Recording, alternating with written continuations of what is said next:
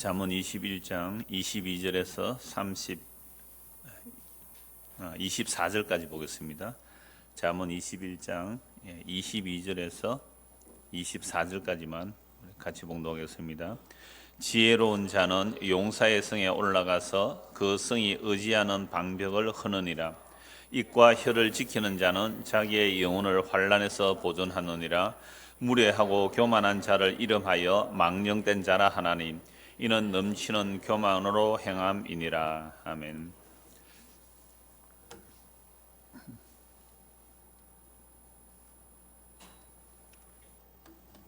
배터리가 약해진다.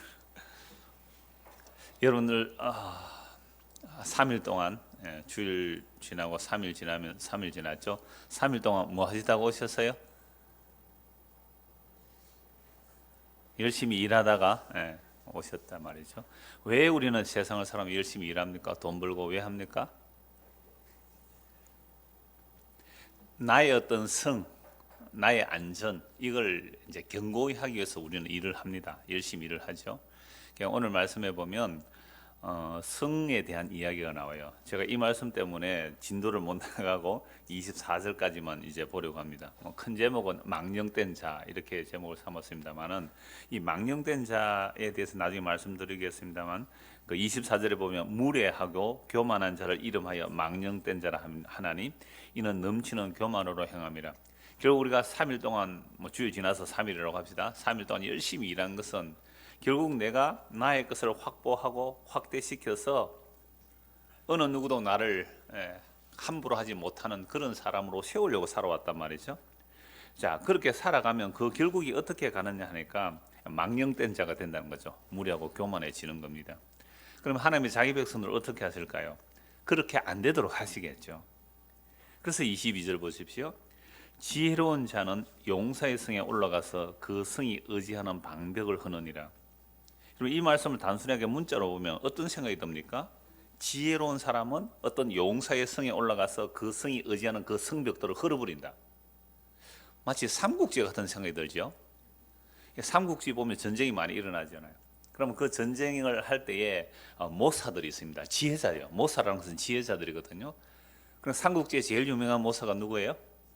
제갈량. 자는 공명이요, 제갈은 성입니다. 이름이 양이고, 그래 제갈 공명이라고도 하고 제갈량이라고 하는데 이 사람 지혜는 정말 대단하잖아요. 죽은 공명이 산중달을 물리치는 정도로 죽었어도 완전히 기겁하고 도망가도록 만드는 생략에 뛰어난 사람이죠. 또 다른 사람 혹 아세요? 저는 매력적인 사람이 방통이던데요. 방통. 또 있죠? 주유, 육손, 사마이 이런 같은 사람들 정말 지혜로운 자들이잖아요. 그러니까 적어도 이런 지혜자를 모시기 위해서 삼고초를 했죠. 유비가 제갈량 모셔오기 위해서 3번이나 찾아가지 않습니까? 제갈량은 천하통일 안 될 줄 알고 가요. 대단히 뛰어난 사람 아닙니까? 안 될 줄 알고도 3번이나 초청하니까 이제 가는 거죠. 요즘도 삼고초려라는 말을 쓸 정도로.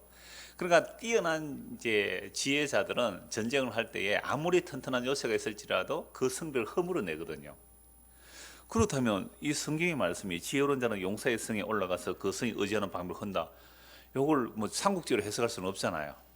그럼 어떻게 해석해야 됩니까? 이 말씀을? 우리는 이렇게 들어왔어요.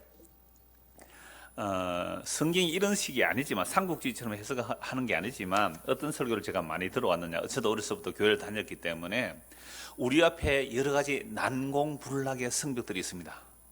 그러나 하나님을 잘 섬겨서 능력을 얻고 지혜를 얻으면 그 난공불락의 성벽들을 다 무너뜨릴 수 있습니다. 여러분들도 하나님을 잘 섬겨서 세상에 어떤 난공불락 같은 그 성벽들을 무너뜨리고 여러분들이 이 세상에서 주인공이 되시고 승리하시고 성공하시는 여러분들 되시기를 바랍니다. 아무도 하면 안 하시네. 여러분들 그렇게 성공 못 하겠어요? 아니, 이런 말씀을 읽어놓고 지혜로운 자는 성벽을 무너뜨린다 하면서 성경의 예들을 들죠. 이렇게 해서 성벽을 무너뜨렸다, 또는 세상에서 이렇게 저렇게 해서 세상을 성공했다라는 이야기를 가지고 우리도 하나님의 지혜를 가지고 성벽을 무너뜨려서 세상을 차지하고 정복하고 이겨냅시다 라고 하면 우리는 다 아멘하고 은혜 받았다고 얘기한단 말이에요. 저도 그렇게 어려서부터 들어왔거든요. 그런데 성경은 그 얘기가 아니더라는 말입니다. 그래서 과연 이 말씀이 그렇게 볼 수 있는 내용인지 성경 전체를 통해서 오늘 성벽 전쟁하는 내용을 좀 살펴봐야 돼요. 이스라엘 백성들이 애국에 살다가 출애국을 합니다. 403년 종살이하다가 출애굽을 해서 약속의 땅에 들어가죠. 광야 40년을 지나고 약속의 땅에 들어갈 때 첫 성이 무슨 성이죠? 여리고성입니다. 약속의 땅에 들어갈 때 첫 성 여리고성을 전투하는데 여리고성 바로 앞에서 할례를 행하여. 이건 뭐 군사 작전으로는 완전 빵점 아니죠. 완전 군사 작전 망치는 거죠. 아니 적들의 눈앞에서 할례를 행하고, 그 당시는 부싯달로 잘랐기 때문에 항생도 없어요. 아까진기도 없단 말이에요. 그 정말 고통 가운데 있을 때 적이 쳐들어오면 다 죽는 겁니다. 할례를 행하고 이제 성벽을 이제 전쟁하러 가는데 어떤 무기나 성벽을 차지하는데 어떤 작전이 없는 거예요. 그러니까 하나님께서 여호수아를 통해서 어떤 작전을 주냐면 한 바퀴 돌래요. 언약궤를 메고 제사장들 앞에서 나팔을 불고 레위인들이 언약궤를 메고 하루에 성 한 바퀴 돌고 그 다음날 또 한 바퀴 돌고. 그러면 사람들이 뭐라고 생각할까요? 미쳤나? 전쟁을 하는데 왜 이럴까? 하고 궁시렁 그럴 거 아니에요. 그래서 여호수아가 함구령을 내립니다. 말하지 마. 입 닫고. 군시렁거리고 싶은데도 말도 못하고 한 바퀴 돌고, 마지막 날 일곱째 날은 일곱 바퀴 돌고 고함지른가 성이 무너져 버려요. 이게 작전으로 보면 말도 안 되는 얘기거든요. 이 여리고성은 그 고고학적으로 발굴하는데 거대한 이중성벽이랍니다. 이중성벽. 앞 바깥에 성이 있고 또 안에 또 성이 있고, 그 성곽 위로 마차가 다닐 만큼 그렇게 튼튼한 성벽이라는 거죠. 근데 고함 질렀다고 성이 무너졌어요. 이게 성벽을 무너뜨리는 거죠. 대단한 승리를 거두었습니다. 자, 그런데 그 여리고성 바로 다음 성이 아이성인데요. 아이성은 너무 작았습니다. 그래서 여호수아에게 군대 이제 정탐하고 와서 군인들이 하는 말이, 장교가 그렇게 말했겠죠. 다 갈 필요 없습니다. 너무 작은 성이고 한 2, 3천 명만 보내면 충분히 이깁니다. 그래, 3천 명을 주었단 말이에요. 3천 명 주고 갔는데 전쟁에서 어떻게 합니까? 36명이 죽었어요. 36개 출혈량을 쳤습니다. 희한히 36명이더라고요. 그래서 아이성에서 30명 죽고 도망쳐 왔으니까 여호수아가 옷을 찢고 하나님의 언약궤 앞에서 엎드려서 죄를 뒤집어쓰고 하루 종일 있다가 기도합니다. 하나님, 차라리 이럴 바에야 요단강 안 건넜으면 좋겠습니다. 이건 여호수아 믿음 이 정도밖에 안 됩니다. 차라리 거기 있었더라면. 그러면서 기도하기를, 하나님, 당신의 크신 이름을 위하여 이 상황을 어떻게 하시겠습니까? 라고 했더니 하나님께서 너희들 중에 내 언약을 배반한 자가 있다. 그게 뭡니까? 여리고성이라는 것은 약속의 땅에 달한 첫 성이기 때문에 이건 하나님께 바쳐진 성읍이에요. 바쳐졌다는 것은 진멸이거든요. 거기에 것은 어떤 것도 너희가 취하여 내지 말라고 했는데, 잘 알잖아요. 우리가 아간이 물건 훔치잖아요. 그러면 왜 하나님께서 거기에 처음 바쳐지는 것을 손대지 말라고 하느냐면, 여리고성이 무너진 것은 하나님의 언약을 따른 무너짐이거든요. 그럼 이스라엘 백성들이 고함 질렀다고 무너졌을까요? 그 약속이 믿음으로 인해 무너지는 겁니다. 약속이 때문에 무너지는 거죠. 그럼 하나님의 약속에 성취하는 그 전쟁터에 자기 공로를 끼워 있는 게 아간이에요. 우리가 천국 갈 때에 빈손 들고 죽기가 십자가로 붙들어야 되는데, 천국 가는데 빈손 안 들고 자기는 이것저것 챙겨와서, 뭐 설에 가면 설날에 명절에 가면 뭐 이것저것 보따리 들어가잖아요. 그죠? 안 들고 가면 어때요? 안 들고 가면 미안해서 못 가죠. 미안해서. 저 옛날에 그런 적이 있어요. 명절에 가려니까 차비도 없고 뭐 선물 하나 사들고 가야 되는데 없으니까 가불해서 간 적이 있어요. 가불해서. 제 체면이 있지요. 어떻게 빈손으로 갑니까? 천국은 그러면 못 간단 말이에요. 그러니까 이 여리고성을 공격할 때에 자기 공로를 끼우는 거예요. 그게 아간이잖아요. 제비를 뽑으니까 아간 걸립니다. 그 가족까지 몽땅 아골 골짜기에 돌을 던지고 불을 태워 죽입니다. 그러고 났을 때에 하나님께서 다시 작전 지시를 주시는데요. 아이성을 치는데 2, 3천 명 올라가면 된다는데 하나님은 오히려 3만 명 보내라는 거죠. 그리고 5천 명을 성뒤에 매복하고 앞에서 공격하다가 지는 척하고 후퇴하라. 그러면 30명 이긴 적이 있으니까 아이성이 성문을 열고 추격해 올 때에 5천 명이 들어서 성에 불 지르라. 그리고 나가다가 돌아서서 그들을 공격해라. 이건요, 세상에 가장 뛰어난 작전을 주신 거예요. 사실은 대단한 작전이거든요. 대단한 지혜의 작전으로 성벽을 무너뜨리잖아요. 여러분 왜 이럴까요? 하나님은 언제나 우리의 예상과 다르게 일하신다 이 말입니다. 여리고성 그 큰 성벽은 그냥 뺑뺑이 돌다가 과연 지르니까 무너지는데 그 조그마한 성 한 2, 3천 명만 가면 이길 수 있는 성벽을 어떻게 하라고요? 3만 명을 동원하고 적병을 5천 명 매복시키고 전쟁했다가 물러가서 공격해라. 이건 가장 뛰어난 작전이에요 사실은. 그럼 왜 아이성 전투와 여리고성이 이렇게 다를까요? 그럼 우리는요 옛날에 내가 한번 경험했던 것을 가지고 신앙생활 하려고 하죠. 판판이 깨어집니다. 하나님께서 절대 그런 식으로 안 하세요. 전쟁을 그런 식으로 안 한다니까요. 왜 하나님은 그렇게 하실까요? 한 걸음 한 걸음 주님의 약속을 의지하고 주님의 뜻을 물으며 가라고. 내 경, 내 판단, 전에 이렇게 잘해왔으니 이번에도 잘 될 거야 라는 식으로 가는 거, 그런 노하우가 없습니다. 그래서 주의 말씀은 내 발에 빛이요 내 등에 등불이요, 내 발에 등불이 이렇게 했거든요. 등불은 한 걸음 나가면 보여요. 쫙 이렇게 안 보인단 말이죠. 그렇게 하는 것을 인도하시는 이유가 뭘까요? 네 지혜로, 네 계획으로, 네 머리로 살아가는 게 아니라는 겁니다. 그래서 정말 낭패를 당해요. 예수 믿는 사람들은요 정말 한 걸음 한 걸음 다 낭패. 오늘도 낭패, 내일도 낭패. 그 낭패와 실망을 당해야 돼요. 그래야만 주께서 인도하시는 길로 가게 된단 말이죠. 이게 여리고성과 아이성을 통하여 야 우리가 하나님의 지혜를 얻으면 성을 잘 정복한다 그런 식으로 해석을 하면 안 된다 이 말이에요. 그래서 여리고성을 정복할 때에 그들을 진멸하라고 그런단 말이죠. 그러면 왜 또 그렇게 여리고성을 정복할 때에 이스라엘 백성들이 가서 그들을 진멸해야 되는가라고 할 때에 이걸 잘못 해석하면요 종교 제국주의가 되는 겁니다.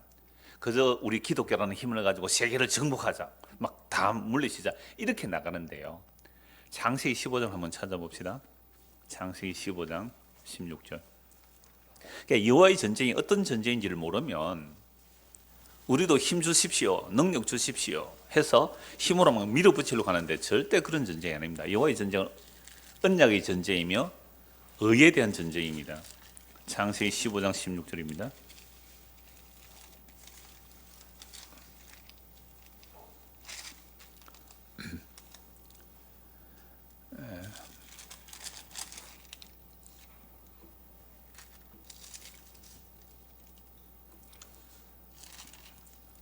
하나님께서 아브라함에게 언약하시고 이스라엘 백성 아브라함과 언약을 하시죠. 언약을 하고 나셔서 지금 뭐 하는 장면입니까? 언약을 체결해요. 이 언약 체결이라는 것은 옛날에는요 짐승을 쪼개놓고 그 사이로 지나가면서 언약을 체결하는 겁니다. 그래서 언약을 체결하고 나서 하나님께서 이 땅을 너에게 주겠다라고 하면서 약속하신 내용이 13절 보십시오. 14절 보십시오. 그들이 섬기는 나라를 내가 징벌할지며 그 후에 내 자손이 큰 재물을 일구고 나오리라. 너는 장수하다가 평안히 조상에게로 돌아가 장사될 것이요 내 자손은 4대 만에 이 땅으로 돌아오리니 이는 아모리 족속의 제약이 아직 가득 차지 아니하리라 하시더니 해가 져서 어두울 때에 연기나는 화로가 보이며 타는 횃불이 쪼갠 고기 사이로 지나더라. 이게 아브라함은 지금 구경만 하고 있고요. 하나님께서 쪼개진 그 짐승 사이로 횃불 형성을 하나님이 지나가세요. 이건 하나님께서 일방적인 은혜 언약이라고 그랬습니다. 그런데도 아브라함은 이 언약이 체결되었다 그래요. 그런데 이렇게 언약을 체결하면서 하신 말씀이 왜 이스라엘 백성들이 타국에서 4대 만에 약속의 땅으로 들어오는가라고 하면 뭐 때문에 그렇다고 해요? 아주 중요한 말씀이세요. 아모리 족속의 제약이 관영하지 않았다. 그러니까 하나님께서 이스라엘 백성들을 통하여 가나안 땅에 들어가게 하신 것은 이스라엘 백성들이 가나안 사람들보다 의롭고 착하고 뭐 바르게 살아서 심판하는 게 아니라 이스라엘 백성은 어린 양의 피로 구속받아 나온 백성들이거든요. 어린 양의 피로 구속받았기 때문에 의롭다함을 받는 겁니다. 이 의롭다함을 가지고 가나안 땅을 정복해 들어가는 거거든요. 그래서 가나안 땅에 죄가 관영하지 않았다. 그럼 뭐 이스라엘 백성들이 가나안 땅에 들어간다는 것은 이미 이스라엘 땅에 뭐가 있는 거죠? 죄가 관영한 겁니다. 그러나 죄에 대한 심판의 내용이지 이걸 가지고 무력으로 힘을 기울여서 막 정복하자는 그런 내용이 아니에요. 그래서 성경 전체를 봐야 돼요. 그래서 오늘 그 예수를 믿는다는 것은 우리 힘을 가지고 세상을 정복해내자가 아니라 우리 안에 있는 죄를 정복해내야 되는 거죠. 제가 관영하기 때문에 어린 양의 피로 구속받은 자들이 가나안 땅에 들어가는 것은 지금 죄를 정복하러 가는 거예요. 죄를. 제가 관영했기 때문에. 그래서 하나님께서 약속의 땅을 주신다고 하고 사대만에 들어가는 것은 아모리 족속에 그 제가 관영할 때까지 기다린 거죠. 그래서 그 제가 관영함으로 이스라엘 백성이 들어가서 심판하는 겁니다. 그래서 하나님의 의, 이스라엘 백성들이 어린 양의 피 아래 있을 때 하나님의 의가 되는 거죠. 그래서 그들이 의가 없는 이스라엘을 이제 공격하는, 이스라엘이 아니죠. 이 당시는 그냥 팔레스타인, 그죠. 팔레스타인 그 땅을 공격하거든요. 이들이 아모리 족속들이거든요. 아모리 족속을 공격하는 겁니다. 그래서 여호와의 전쟁을 잘 알지 못하면 정말 종교 제국주의로 흘러가요. 그래서 미국이 이것을 많이 했죠. 그러니까 영국에서 청교도들이 피부를 받았을 때 아메리카 대륙으로 가서 그 원주민들요 학살했거든요. 아니 왜 원주민들 학살해요? 무슨 생각으로? 자기들이 여호수아의 군대라 생각한 거죠. 그렇게 가서 원주민들 다 죽였단 말이에요. 원주민들 죽여놓고 감사 예배를 드렸습니다. 이런 식민 정책을 펴었어요. 그런 미국이 영국에서 독립하고 완전히 이제 미국 국가가 형성되면서 자기들이 세계의 경찰 나라가 되겠다고요. 이건 아직도 착각하고 있는 거죠. 무슨 착각?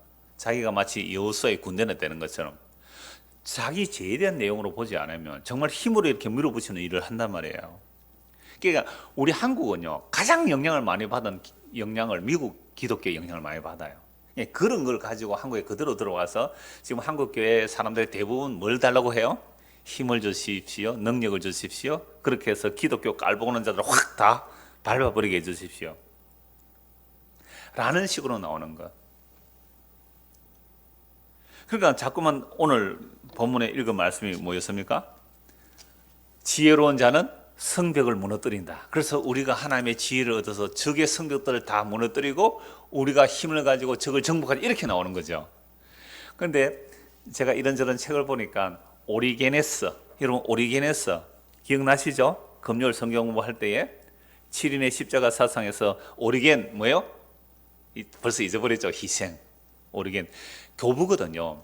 그러니까 120년에서 200년 사이에 살았던 그 사람이에요. 그 사람이 딱 이 부분에 있어서 딱 한 번 주석한 내용이 있어요. 그게 뭐냐면 이게 정말 성벽을 무너뜨리는 이야기겠습니까? 이게 성벽을 무너뜨리는 이야기, 잠언서의 지혜가. 그러니까 우리 안에 다른 사상들을 무너뜨리는 것이고 어떤 이교적인 사상을 무너뜨리는 것이고 우리의 가치 판단을 무너뜨리는 것이지 이게 진짜 성벽을 무너뜨리는 그런 지혜를만 말하겠느냐라는 딱 한 곳이 나오더라고요. 자, 그래서 그러면 당신은 어떻게 이 본문을 해석하느냐라고 하면 다시 오늘 본문 21장 22절입니다. 지혜로운 자는, 이 지혜로운 자는 누구로 봐야 되겠어요? 예수님이죠. 잠언 전체에서 지혜가 우리가 예수 그리스도 이미 앞에서 많이 봤어요. 그래서 지혜가 막 소리를 질러요. 소리가 고함을 지르는데 지혜가 막 소리가 고함을 지르는데 이랬습니다. 방금 지혜가 소리를 질러요. 골목 모퉁이 있어서 지혜가 막 불러요. 온 땅에 지혜가 가득하고 지혜가 불러요. 하나님의 말씀은 들리는 소리도 없고 그러나 낮은 날에게 밤에게 지식을 주는 하나님의 말씀은 온 천지에 가득해요. 우리의 눈과 귀가 가려져서 못 듣고 못 보는 거죠. 그래서 지혜가 고함을 지른다. 지혜가 인격으로 나타나고 있습니다. 그래서 잠언서의 지혜만이 아니라 성경 전체의 지혜는 예수 그리스도예요. 참된 지혜. 그렇다면 저는 이렇게 해석하는 거죠. 지혜로운 자, 정말 지혜로운 예수 그리스도께서 용사의 성에 올라가서 그 성이 의지하는 방벽을 흔다 이렇게 보는 거죠. 그러면 우리가 스스로 이 땅에서 살아가는 모습, 제가 처음 설교 시작 때 그랬잖아요. 3일 동안 뭐하고 살았어요? 돈 벌었죠. 돈 왜 벌었어요? 내 성벽을 좀 더 튼튼하게 세우려고 돈 번 거 아닙니까? 공부도 그렇게 하는 것이고, 그죠? 이렇게 말씀드리면 그럼 목사님 일도 하지 말란 말입니까? 제가 이 말 했다고 해서 일 안 한 사람 한 명도 못 봤기 때문에 자신 있게 제가 말씀을 전하는 거예요. 그러니까 성벽을 계속 튼튼히 하려고만 살아가요, 우리는.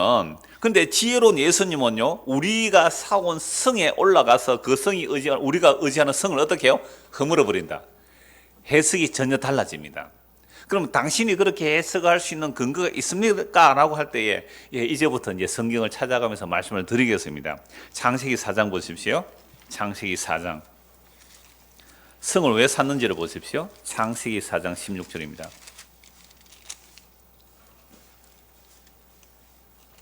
가인이 여호와 앞을 떠나서 에덴 동쪽 노 땅에 거주하더니 아내와 동침함에 그가 임신하여 에녹을 낳은지라. 가인이 성을 쌓고 그의 아들의 이름으로 성을 이름하여 에녹이라 하니라. 창세기 4장입니다. 그러니까 인간이 스스로 성을 쌓은 최초의 사람이 누구예요? 가인. 아들을 놓고 그 이름을 에녹이라 하고 그 아들 이름으로 성을 쌓고 에녹성이라고 성을 쌓습니다. 그런데 가인 계열 말고 셋 계통에서 나오는 경건한 사람 이름도 뭐예요? 에녹이죠. 그런데 이 에녹, 경건한 에녹은 어떻게 살았습니까? 이 땅에서 성을 쌓고 산 게 아니라 300년 동안 하나님과 동행하다가 하나님께서 데려가 버렸어요. 그러니까 똑같은 이름인데 가인은 자기 아들 에녹을 해서 에녹성을 쌓고 셋 계열의 경건한 에녹은 하나님과 동행하다가 외국인과 나그네로 이 땅에 살다가 하나님이 데려가 버렸단 말이에요. 그래서 가인이 그럼 왜 성을 쌓는가? 여러분 에덴 동산에서 아담과 하와의 타락으로 에덴에서 쫓겨나요. 여러분 에덴 동산에는요 아담과 하와가 성을 쌓을 필요가 없어요. 왜 성을 쌓을 필요가 없어요? 하나님이 그들의 보호가 되시니까, 하나님이 그들의 성벽이 되시니까. 그래서 스가랴서 말씀해 보면요, 하나님이 불성벽이 되어 주신다 그랬어요. 이스라엘 백성들에게 불로 성벽이 되어져 보호해 준다. 그러니까 에덴 동산에는 스스로 성을 지을 이유가 없잖아요. 집을 지을 이유가 없어요. 완벽하게 하나님의 보호 아래 있는 거잖아요. 그런데 인간이 그 피조물의 자리를 떠나서 사탄의 유혹을 받아서 선악 따먹고 나니까 지가 하나님처럼 되려고 하니까 쫓겨나죠. 에덴으로서 쫓겨나면서부터 이제 스스로 자기가 자기를 지켜야 됩니다. 집도 지어야 되고요. 땅은 가시가 나니까, 엉덩이가 나니까 자기가 자기를 보호해야 돼요. 그러니까 자기가 자기를 보호하면서 살아가는 것은 결국 무엇부터 시작되는 거죠? 인간이 타락함으로 시작되는 겁니다. 우리가 지금도 끊임없이 내가 나를 보호하고 지키려고 하는 것이 무슨 정세예요? 타락한 정세예요. 타락한 정세. 너와 내가 아니면 누가 지키라? 이 향토 예비군 노래입니다. 그러니까 에덴 동산에는 너와 내가 안 지켜요. 누가 지켜주세요? 하나님이 지켜주신단 말이에요. 그래서 이 가인이 자기 아우 아벨을 죽이고 하나님께서 가인에게 벌을 주실 때 너는 땅에서 유리하는 자가 되리라. 너는 땅에서 떠돌이 하면서 살아라 이렇게 말씀하셨어요. 근데 떠돌이 생활을 하려면 성을 지으면 안 되잖아요. 근데 떠돌이 하면서 살라고 한 이 가인이 떠돌이 하기 싫어서 뭘 만들어요? 성을 만들죠. 자, 성을 만들고 나서 이 성을 만들었다는 도시문명이 발달하는 겁니다. 가인의 후손들이 악기를 만들어요. 목축의 조상이 되고 악기를 만드는 사람의 조상이 돼요. 그 다음에 무기를 만들어요. 이미 이 당시에 뭐 구리, 새를 가지고 각양기구를 만들었다. 이 살인기기를 칼을 만드는 무기를 만들어요. 그러니까 가인 계열에서 문명이 발달하죠. 성읍을 짓죠. 그렇게 도시 문명이 형성됩니다. 그런데 놀랍게도 셋 계열은요 도시 문명을 이루지 않아요. 셋 계열은 그냥 정말 이 땅에서 외국인과 나그네처럼 그렇게 살아가요. 그래서 히브리서 11장에 보면 모든 믿음의 사람들은 이 땅에서 어떻게 살았습니까? 나그네와 외국인으로 살았어요. 성을 쌓고 살지 않았단 말이죠. 이건 다 하나님의 계시예요. 우리가 하나님의 택한 백성이라면 이 땅에 자기 성을 튼튼하게 짓고 살고자 애를 쓰면서 살아가는 게 아니고 하나님께서 약속하신 그 더 나은 본향을 삼으면서 믿음으로 살아가는 자들이 믿음의 사람들입니다. 그렇다면 오늘 우리가 이 땅에서 살아가면서 어떤 사람을 성공했다고 합니까? 자기 성벽을 튼튼하게 짓는 사람. 그래서 아파트 이름이 캐슬이 많더라고요. 캐슬 하면 아주 멋있더라고요. 그냥 무슨 뭐 개나리 아파트, 뭐 무궁화 아파트, 뭐 아주 격이 떨어져요. 그래서 뭐 롯데 캐슬 뭐 있어 보이죠. 뭐 캐슬 성이라 성.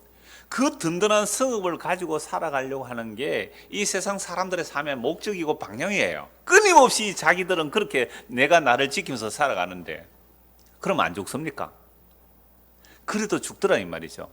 그래서 적어도 예수를 믿는다는 것은요 교회 오신 지 얼마 안 되신 분이 제일 잘 듣고 있습니다. 지금 저 신평에서 오신 분 감사해요. 너무 잘 들었고 계셔서.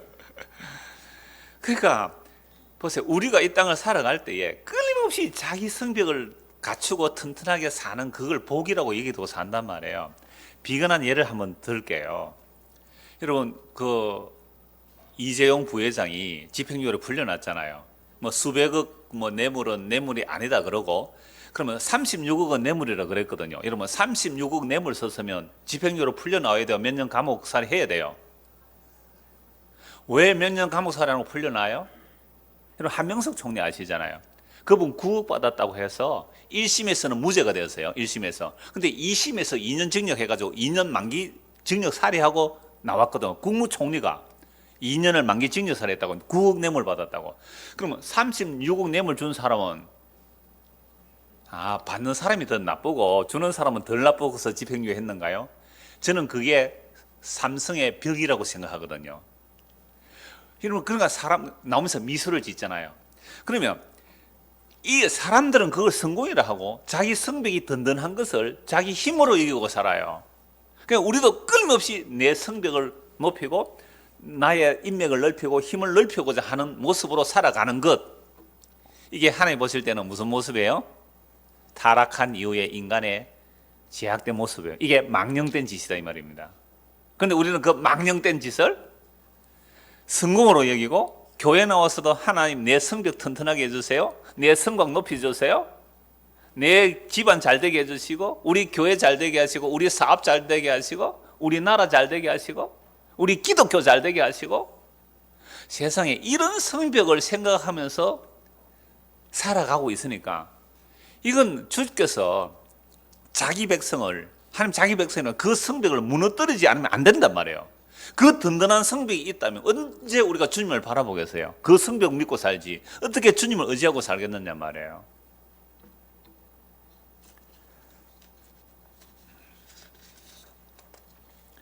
그래서 성경에서는 인간들이 스스로 세운 성읍들이 어떻게 무너지는지를 너무나 잘 드러내고 있어요.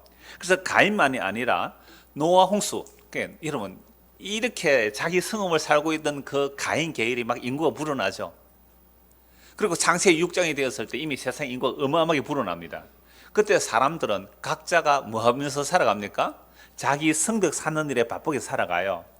자기 성벽 쌓는 일이 얼마나 바빴는지 노아를 통해서 하나님께서 세상을 물로 심판한다고 배를 만들려고 했잖아요. 방주를 만드는데 사람들은 노아 홍수의 이야기를 우습게 얘기하는 거죠. 왜 노아 홍수의 이야기를 우습게 얘기합니까? 물로 심판받은 적도 없고, 그 다음에 이들은 먹고 마시며 사고 팔고 시집가고 장가가는 것이 바빠서, 내 성읍 짓는 게 바빠서, 내 집안 만드는 게 바쁘고, 우리 아들, 딸, 사이, 손자, 손녀까지 이 성벽 만들고 내 집안 가문 일으키는 게 바빠서 방주 만드는 일은 우습게 본 거예요.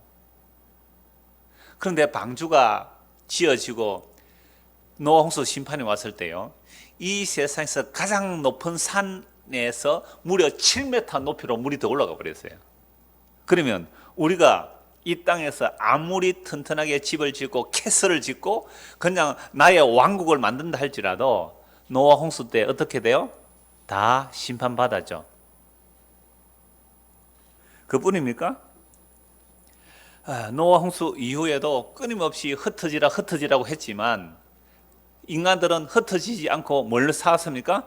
바벨탑을 쌓았잖아요. 노아 홍수의 기억이 있습니다. 그래서 그 대를 높게 쌓아서 홍수가 나도 살아남으리라.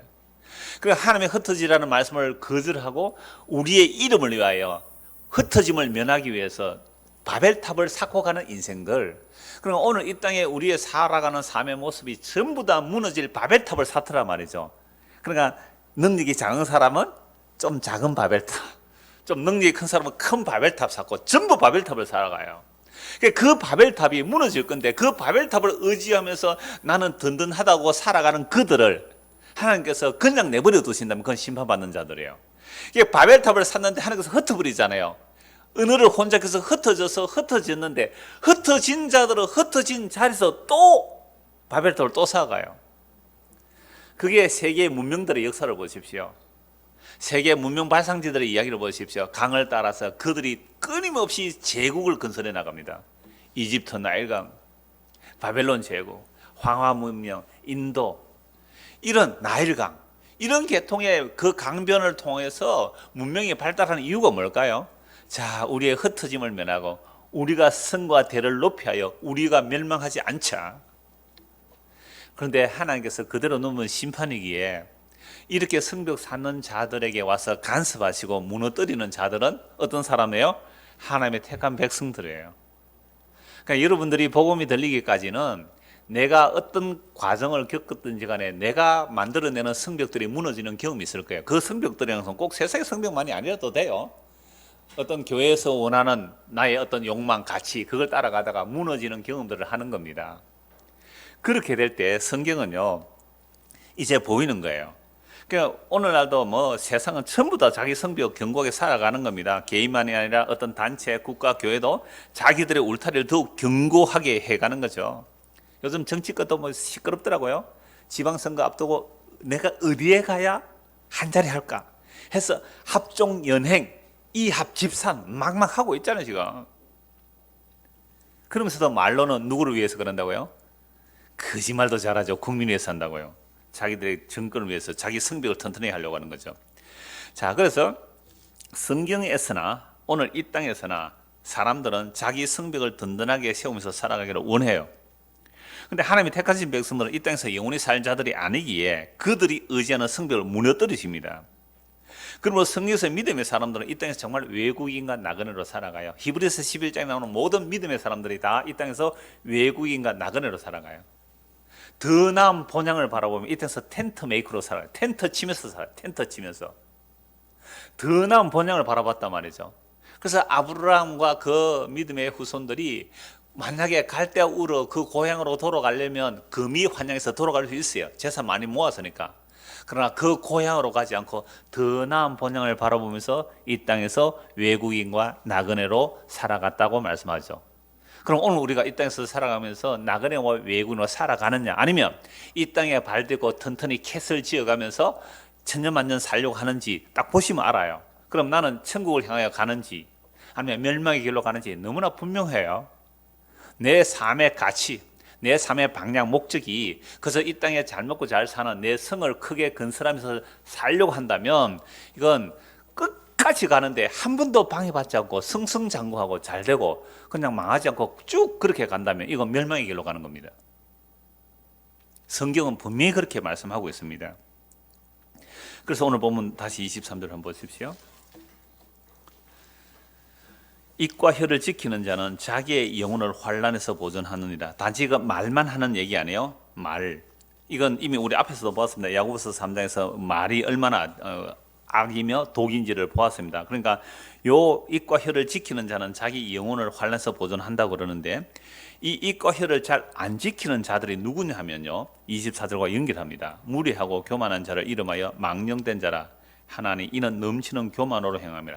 그럼 무리하고 교만한 자, 즉 이 세상에서 자기 성을 든든하게 세우면 세울수록 그 사람의 말은 어떻습니까? 교만합니다. 갑질한다 이 말이야. 갑질. 세상에서 갑질하는 사람들은 다 뭔가 있어서 갑질을 해요. 그러니까 약한 사람도 아주 무시하죠. 이거 몽고간정 사장도 뭐 그 전에 뉴스 막 나오고 그랬잖아요. 얼마나 갑질을 해야 되는지 몰라요. 이게 그 입과 혀를 지키지 못하는 거예요.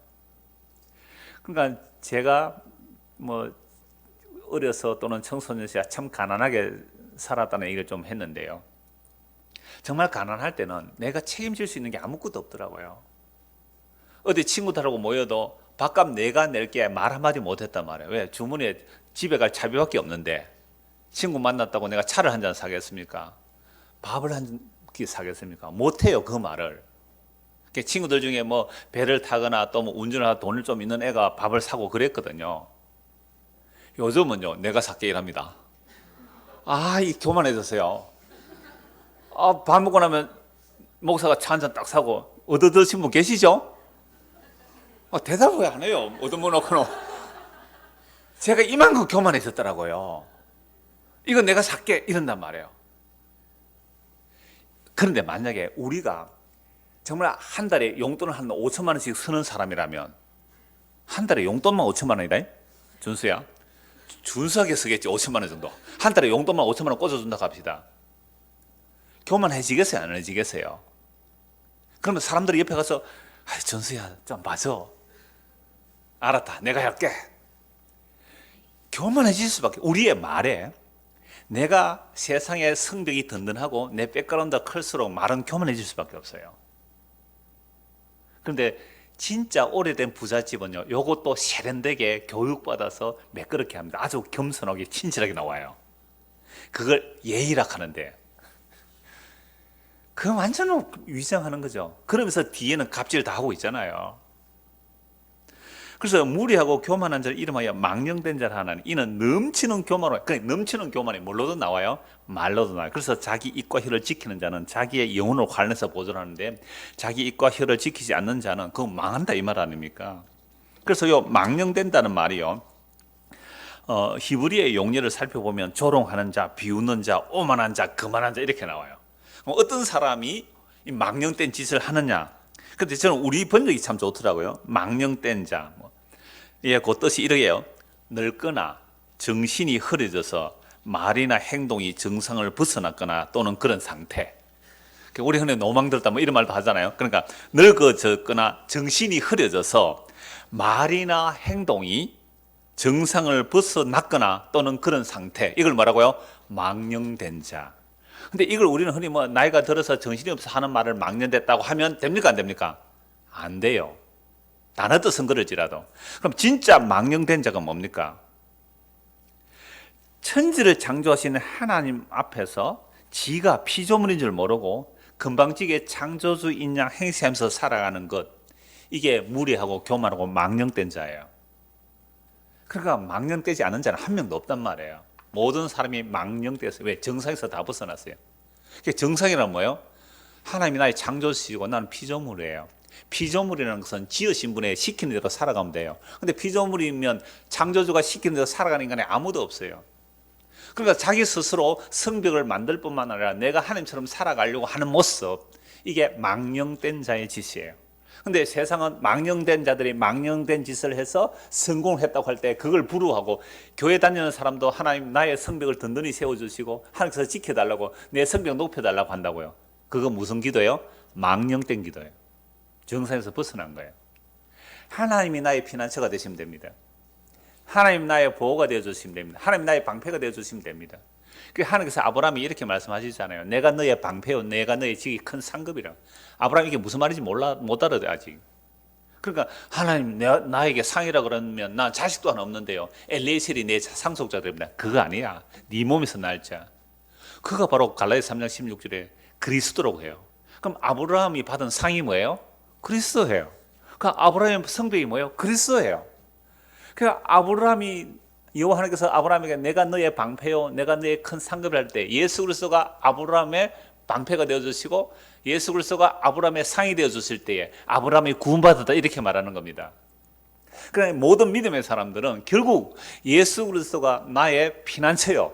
그래서 구약의 사사시대에 또는 그 이스라엘 백성은 가나안 땅에 들어가서 도피처를 만드는 것, 피난처를 만드는 것, 그게 도피성이거든요. 왜 도피성을 만들어야 돼요? 거기에 들어가면 살거든요. 그래서 도피성, 피난처 이런 내용들 전부 다 그리스도를 증거하는 거죠. 그러니까 예수 그리스도가 우리의 피난처가 되고 예수 그리스도가 우리의 상이 되려면 내가 붙들고 있는 성들, 이게 무너지지 않으면 안 보여요. 왜 안 보일까요? 예수 그리스도께서 십자가에서 다 이루었다는 그 십자가의 죽음은 유대인들이 볼 때는 표적도 능력도 아니고 저주받아 죽은 죽음이고, 이방인들 볼 때는 너무 끓이기고 지혜도 없는 거거든요. 근데 그 예수님의 십자가가 나의 방패가 되어진다고요? 그 예수의 십자가가 나의 상이 되어진다고요? 에이, 나 그런 거 싫어. 나 그런 거 싫어. 그거 말고 우리 집이 잘 되는 거, 우리 교회가 잘 되는 거, 우리 나라 잘 되는 거, 성벽이 든다고 부국 강병 되는 것, 이런 것을 우리는 성이 튼튼해져서 성공하고 복받는다라고 얘기하죠.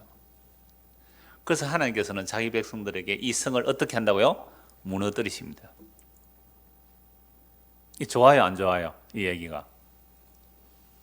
솔직히 말해서, 미안합니다. 솔직히라고 표현해서 미안합니다만, 솔직히 말해서 이게 좋아요, 안 좋아요? 안 좋습니다.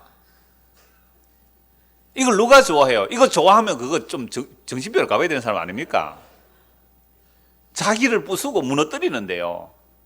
내가 건강을 의지했다면 건강을 무너뜨렸어요. 내가 돈을 의지했다면 돈을 무너뜨린다니까요. 내가 남편을, 자녀를 또는 뭐 아내를, 내가 목사를, 교회를 다른 거 의지하면 주께서는요 그거 무너뜨린다니까요. 진짜 좋아요 그거. 내 사랑하는 것이 무너지는데요. 내 사랑하는 것이 깨어지는데요. 좋아한다고요. 거짓말하지 마세요. 미칠 지경입니다. 욥 보세요. 욥. 자기가 사랑하는 것 다 빼앗기니까 뭐라 그래요? 차라리 하나님 나 태어나지 않았으면 좋겠습니다. 생일을 저주한다니까요. 자기 생일을 저주해요. 차라리 안 태어났으면 좋았을 걸.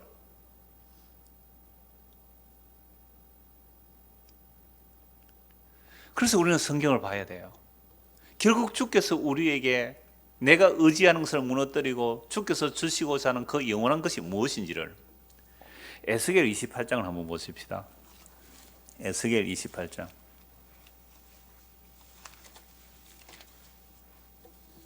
1절입니다.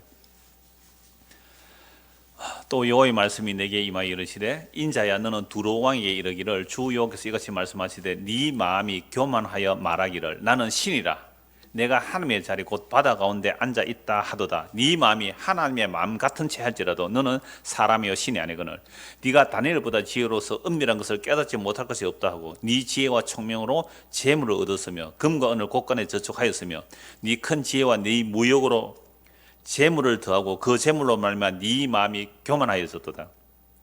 보세요. 이 두로는요 정말 무역 바닷가에 있는데요 무역을 해서 천년적인 요새에다가 어마어마한 성벽을 쌓고 그리고 금과 은을 곳간에 가득 세워놨대요. 정말 부국 강병의 나라가 되었죠. 그리고 유럽에 가보면 정말 캐슬들이죠. 캐슬들. 어떤 분의 캐슬을 지어놨어요?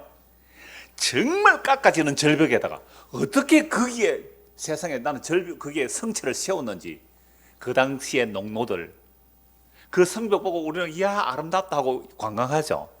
저는 그 성벽을 보면서 여기에 피땀 흘린 농노들이 생각이 나더라고요. 예? 노예들이 그 성벽에 돌멩이 지어 올리다가 얼마나 많이 죽었을까요? 제가 가이드한테 한번 그 얘기를 했어요. 이 성벽을 짓느라고 농노들이 죽은 피해 얘기 좀 왜 안 해요? 당신 참 똑똑한데 당신이 그 사람 막 유학 프랑스 유학까지 갔다 오고 유럽 역사를 잘 알고 뭐 문학을 얘기하고 음악을 막 얘기하더라고요. 하도 그런 얘기를 했었어요. 내가 이 성벽을 지을 때 이 피땀 흘린 농노들 얘기도 한 번씩은 좀 끼워 넣어 주세요. 그렇게 하는지 안 하는지 모르겠지만 그 어마어마한 성벽을 지은 거 한번 보십시오. 그 천년적인 요새에 이게 두로왕이었단 말이에요. 그래서 어마어마한 요새를 짓고 금원을 가득 모으니까 하는 말이 뭐예요? 나는 신이다. 나는 신이다. 나는 신이다. 내가 하나님의 자리 곧 바다 가운데 앉아 있도다. 네 마음이 하나님 같은 채 할지도 너는 사람이여 신이 아니거늘. 그래서 네 재물로 말미암아 5절에 네 큰 지혜와 네 무역으로 재물을 더고 그 재물로만 네 마음이 교만해졌다. 이렇게 교만한 사람 반드시 말이 어떻게 나와요?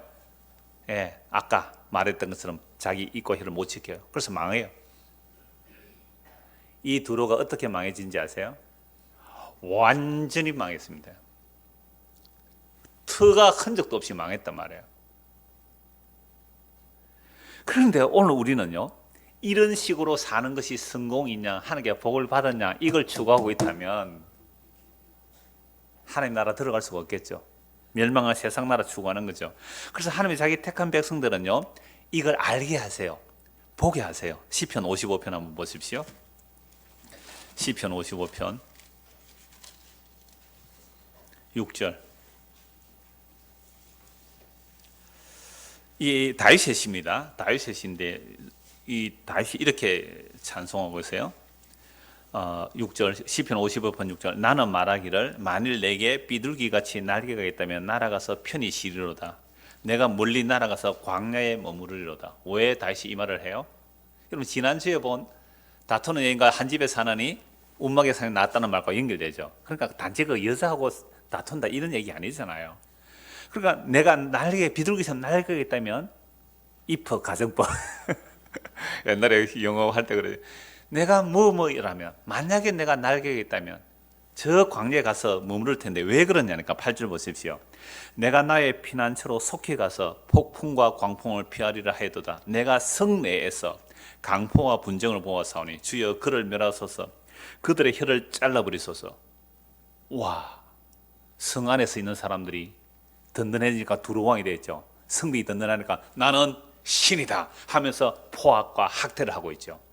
주여 그 혀를 잘라버리소서. 이런 무시무시한 내용 아닙니까? 혀 잘라버리라는 시 보셨어요? 내가 승리해서 강포와 분쟁을 보았으니 주여 그들을 멸하소서. 그들의 혀를 잘라버리소서. 그들이 주야로 성벽 위에 두루 다니니 성중에는 제약과 재난이 있으며 악독이 그 중에 있고 압박과 속임수가 그 거리를 떠나지 아니하도다. 성 안에 오늘도 이 일이 일어납니까? 안 일어납니까? 일어나죠. 성 안에, 도시 안에, 대한민국 안에, 이 세계 안에, 이 바벨론 땅 안에 전부 이 일이 일어나요.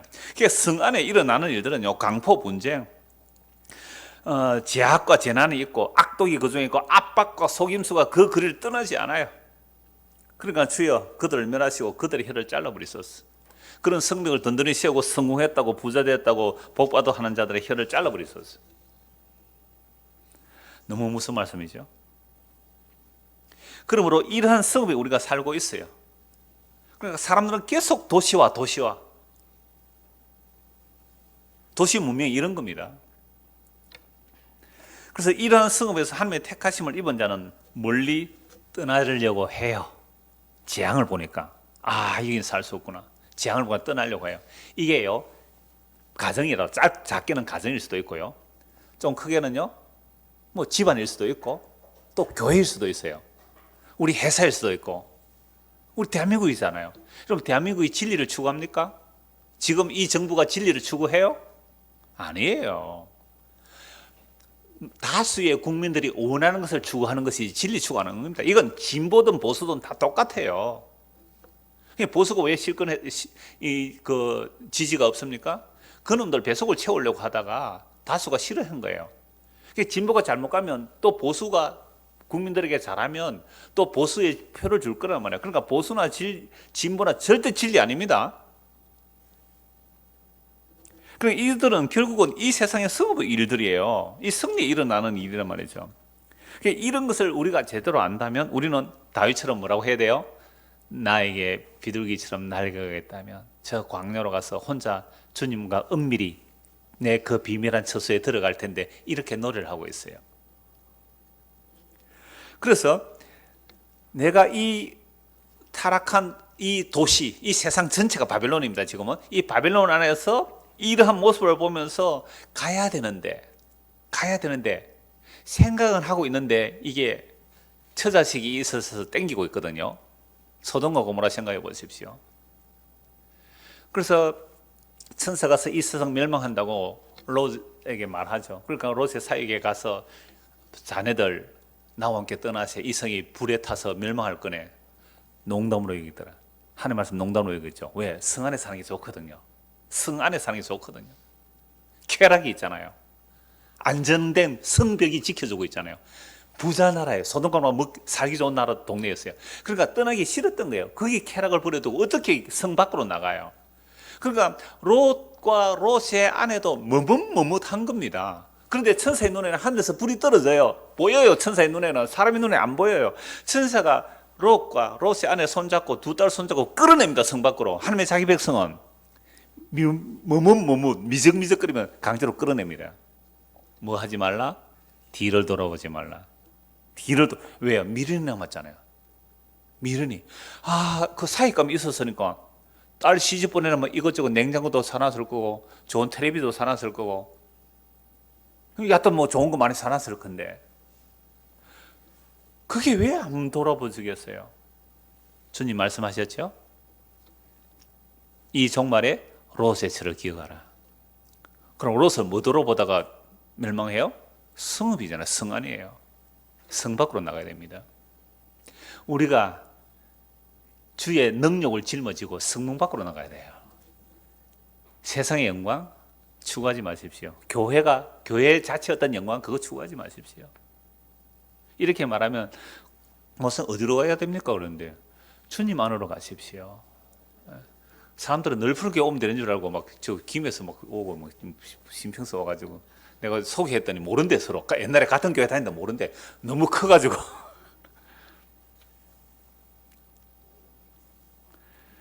자, 그래서 롯의 처가 뒤를 들어보다가 소금 기둥이 되어버렸거든요. 예수님께서 롯의 처를 생각하라고 하셨습니다. 그러므로 이 땅의 성벽 쌓기에만 몰두하면서 살아가면 그 사람 지금 어디로 가는 거예요? 멸망으로 가는 길이죠. 그런데 어떻게 교회에서 여러분들 그 성쌓기 그만하고 영원한 나라가 마련되어 있으니 주님의 약속을 바라보고 믿음으로 사십시오. 왜 이 말을 못하느냐 말이에요. 근데 이런 말이 좋다고 오는 여러분들이 좀 이상하긴 해요. 말라기서 한번 보십시다. 말라기서 1장. 구약 성경 마지막입니다. 말라기서 1장.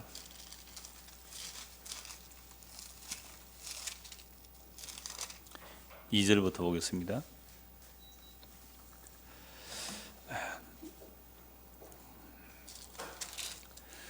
여호와께서 이르시되, 1절부터 보면 여호와께서 말라기를 통하여 이스라엘에게 말씀하신 경고라. 말라기라는 뜻은 나의 사자다 이런 뜻이에요. 말라기 선지자가 하나님의 사자예요. 말라기가 하나님의 사자로서 하나님의 말씀을 전하는 거죠. 그런데 경고합니다.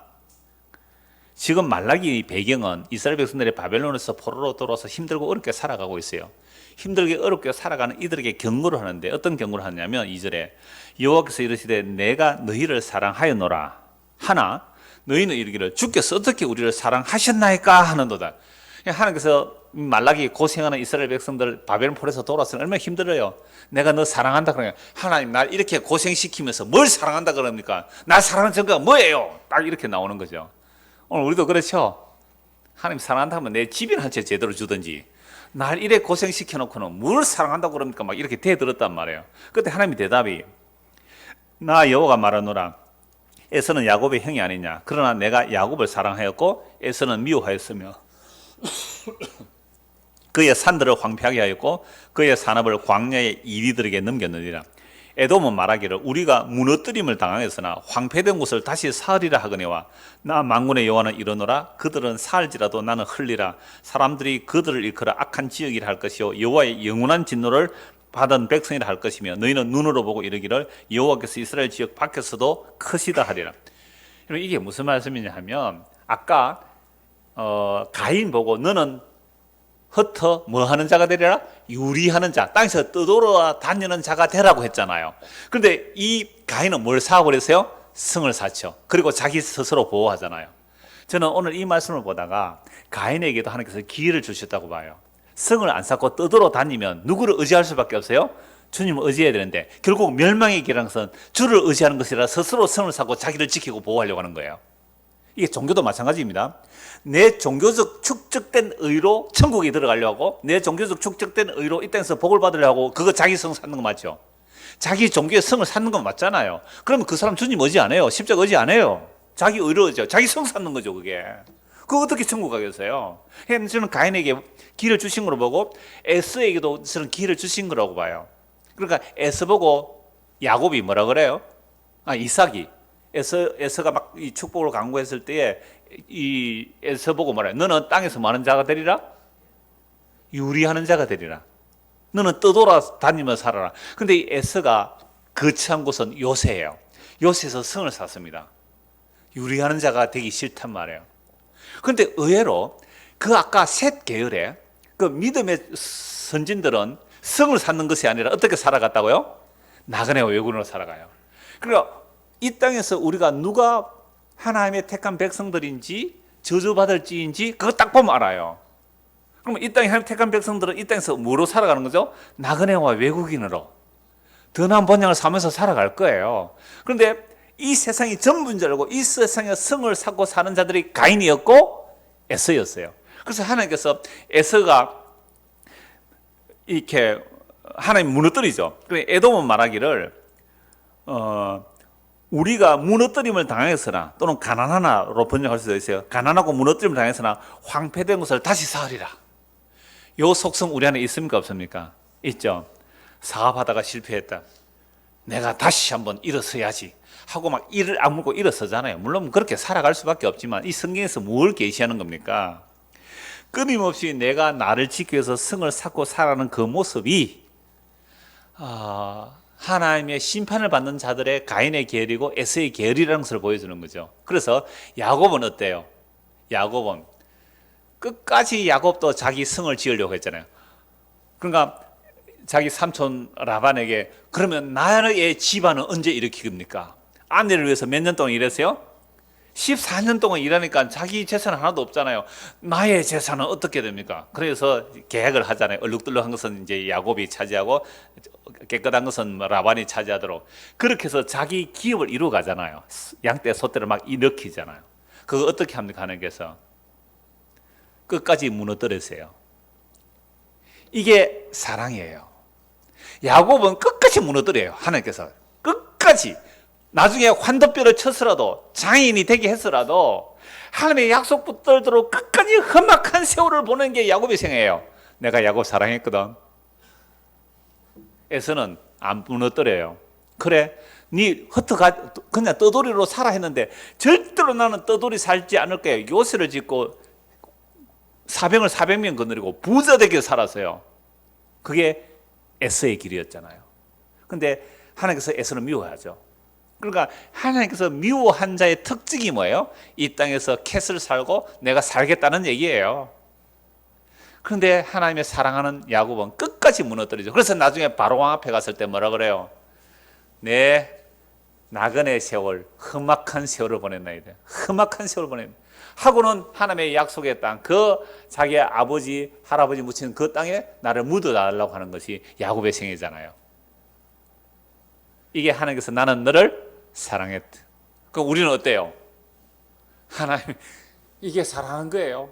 나의 사랑한 게 이 꼴이에요? 내가 너의 영원한 성이 되어줄게. 내가 너의 영원한 남편이 되어줄게. 내가 너의 영원한 피난처가 되어줄게.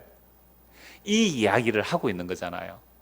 그래서 오늘 말씀에 지혜로운 분이 우리가 쌓아가는 그 성들을 지혜롭게 허물어 떨어주세요.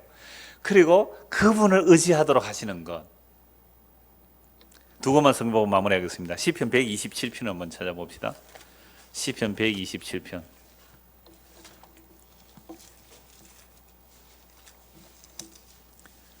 1절입니다. 너무 잘하는 말씀이죠. 1절 2절 두 절만 우리 같이 한번 읽겠습니다. 여호와께서 집을 세우지 아니하시면 세우는 자의 수고가 헛되며 여호와께서 성을 지키지 아니하시면 발수꾼의 깨어있음이 헛되도다. 너희가 일찍이 일어나고 늦게 누우며 수고의 떡을 먹음이 헛되도다. 그러므로 여호와께서 그의 사랑하시는 자에게는 잠을 주시는도다. 자, 여호와께서 집을 세우지 않으면 세우는 자의 수고가 헛되고 여호와께서 성을 지키지 아니하시면 발수꾼의 깨어있음이 헛되도다. 우리 이 말씀 가지고 주여 내가 노력하고 애써서 성을 세워놓고 집을 세워놨는데 주께서 지켜주십시오 막 이렇게 기도하잖아요. 과연 그 말씀일까요? 우리가 일찍 일어나고 늦게 누우며 수고의 떡을 먹는 이유가 뭐예요? 나의 성벽을 튼튼히 하고자 하는 거 아닙니까? 내 재산을 늘리는 거 아닙니까? 세상에 어떤 IMF 같은 어려움이 오도 우리 집안은 괜찮을 거야, 우리 기업은 괜찮을 거야, 우리 교회는 괜찮을 거야 라고 살아가는 거죠. 그럼 그렇게 되면 그 사람들은 누구를 의지해요? 자기의 그 성벽을 의지하지 주님 의지 안 해요. 그래서 하나님께서 사랑하시는 자는요, 하나님께서 사랑하시는 자에는 뭘 주세요? 잠을 주세요. 아니, 다른 사람 지금 성 쌓는다고 바쁜데 자가지고 어떻게 되겠어요? 안 그래요? 다른 사람 성 쌓는다고 막 바쁜데 얘는 잠을 자요. 콜콜 잘 자요. 잠을 주신다. 안식을 주신다. 쉼을 주신다. 어떻게 해야 안식을 할 수 있어요? 다른 사람 막 성을 샀는데 다른 사람은 뭐 연간 소득 뭐 몇 억 올라가는데 나는 뭐 몇 천만 원밖에 안 돼요. 잘 수 있어요? 없어요? 우리가? 잘 수 없지요. 하나님의 도움을 구하여 그들보다 빨리 따라잡아야 되잖아요. 빨리 따라잡아야 되잖아요. 그런데 뭐 괜찮아요. 야, 니 얼마 벌었는데? 괜찮아요. 잠 쿨쿨 자는 거죠. 그때 뭐라고 말해요? 나는 영원한 안식처가 마련되어 있습니다. 여러분, 이 말 할 수 있겠어요? 설에 가서 이 말 할 수 있겠어요? 다른 아들들은 보따리 선물을 가득 들고 왔는데 뭐 선물 하나 못 내놓고 삐죽하게 앉아가지고 니는 어디에 다니노? 나는 교회 다닙니다. 니는 어디에? 나는 절에 다닙니다. 아이고, 절에 다니니까 복을 많이 받네. 너니 치우고 막 절에 가라. 뭐 이런 소리 들을 때에 정말 안식이 오를까요? 그때 당당하게 나의 영원한 안식처가 마련되어 있습니다. 나 그거 하나도 안 부럽거든요. 진짜 하나도 안 부럽거든요. 그러는 것이 진짜 힘이 있는 사람 아니겠어요? 예수 믿는 사람이 좀 이런 맛으로 살아야 안 되겠습니까? 한 권 보고 마무리합시다. 요한계시록 18장입니다. 요한계시록 18장.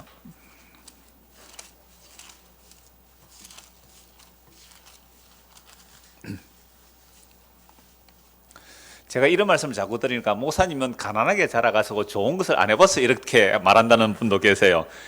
저 좋은 것도 좀 해봤거든요. 그거 뭐 좋은 거 별거 아닙니다. 18장 1절. 일 후에 다른 천사가 하늘에서 내려오는 것을 보니 큰 권세를 가졌는데 그의 영광으로 땅이 환하여지더라. 힘찬 음성으로 외쳐 이르되 무너졌도다 무너졌도다 큰 성 바벨론이여 귀신의 처소와 각종 더러운 영이 모이는 곳과 각종 더럽고 가증한 새들이 모이는 곳이 되었도다. 그 음행의 진노의 포도주로 말미암아 만국이 무너졌으며 또 땅의 왕들이 그와 더불어 음행하였으며 땅의 상인들도 그 사치의 세력으로 치부하였도다 하더라. 바벨론, 이 세상 전체입니다. 지금 예수님 십자가로 이 세상 전체가 바벨론이에요.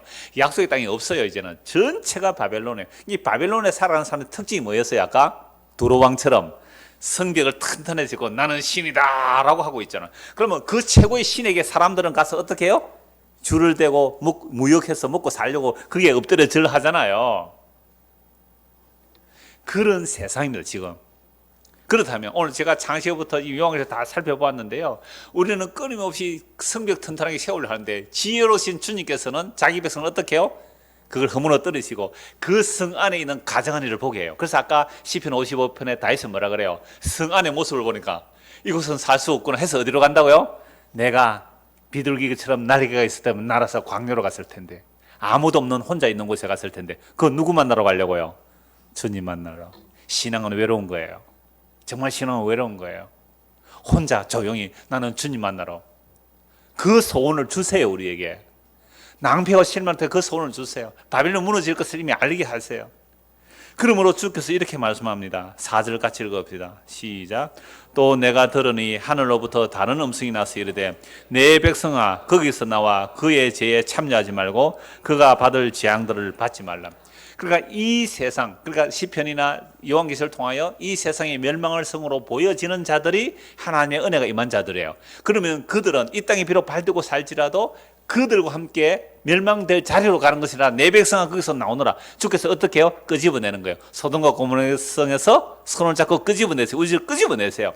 이 끄집어 나오지는 이 사람들이 정말 영원한 그 나라를 사모하게 돼 있죠. 그래서 우리가 그 십자가를 지고 성문 밖으로 나가요. 영문 밖으로 나간다니까. 왜 나가요? 주님 가신 그 길이거든요. 그래서 주님 가신 그 길이 영원한 생명으로 가는 길이거든요. 근데 이 길은 세상 신이 끊임없이 안 보이도록 가립니다. 세상의 아름다운 것들로. 그러나 주님 가신 그 길만이 진짜 생명의 길이에요. 그래서 오늘 우리에게, 저와 여러분에게 앞으로 어떤 일들이 일어날지 몰라요. 여러 가지 어려움들이 분명히 올 거예요. 주의 백성이라면. 그럴 때에 정말로 당황하지 마시고 이 길이 생명으로 가는 길이라 그랬다. 그러면 아무것도 없는 것 같지만 이게 진짜 영원한 생명에 가는 길이구나. 이 믿음으로 걸어가는 저와 여러분 되기를 소원합니다. 기도하겠습니다. 하나님 아버지, 우리는 끊임없이 타락한 후회의 모습을 그대로 보이고 있습니다. 든든한 성벽을 세우고 근거안을 곳간에 가득 채워놓고서는 하는 말이 나는 신이라고 하는 이 두로왕의 모습이 우리 안에 다 들어 있습니다. 그러나 주께서 택한 백성들에게는 사랑하셔서 그 성벽들을 무너뜨려서 끝까지 무너뜨리시고 결국 하나님의 약속 예수 그리스도 붙들기 위해서 그렇게 다루고 가심을 하나님은 사랑이라고 합니다. 우리의 마음을 낮춰주지 아니하시면 어떻게 십자가에서 하나님의 약속을 다 이루신 예수님이 보이겠습니까? 우리의 믿음의 눈을 열어주시고 이 믿음의 길을 바로 갈 수 있도록 날마다 주의 성령께서 말씀으로 환경으로 우리를 인도하여 주시옵소서. 예수 그리스도 이름 받도록 기도드리옵나이다. 아멘. 자유롭게 기도하다가 돌아가겠습니다.